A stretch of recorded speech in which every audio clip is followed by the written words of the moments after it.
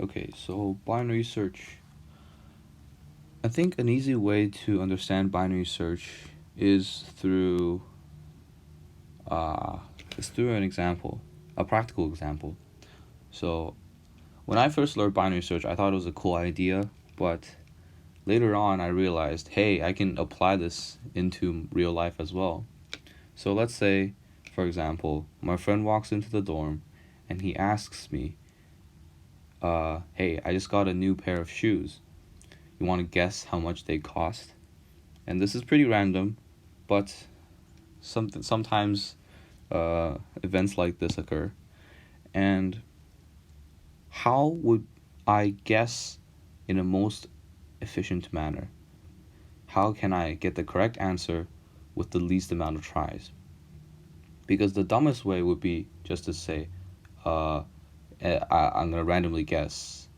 And every time I do not listen to the output of him, which would be like, no, too expensive, no, too cheap.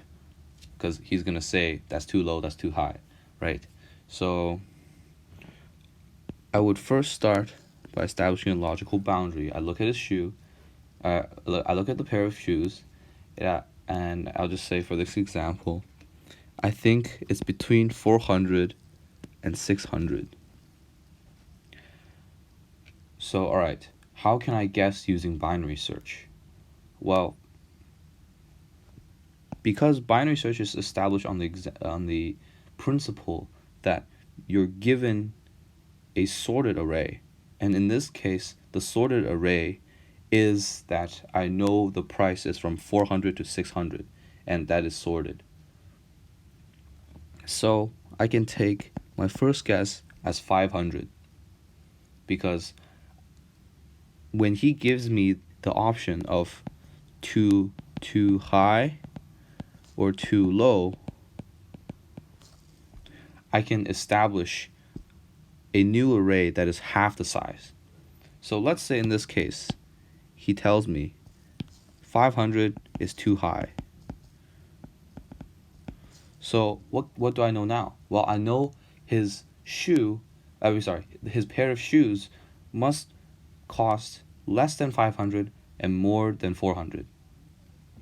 So in essence, I can cross out this entire half of the array. And let me just draw another array so that it's clear. So I'm left with this part of the array, so from 500 to 400. And with repeating the same process, I can cut this array in half and guess, okay, 450. And he'll say either too high or too low. And if he says too high, then I can cut the array in half again, which will be 400 and 450.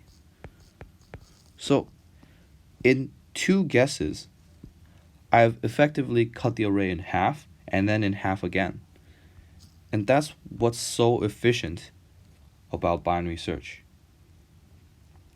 And the process is recursive and it repeats like this. So you just keep cutting in half and half and half. And let's say it was like somewhere here. It was just half, and then you found it. So it's a really effective way of eliminating half of the possibilities in the first try. So I think that's a good example of binary search. So in this case, in this example, I'm trying to search for the cost of my friend's shoe in between a given range, in between a sorted given range of prices that I know.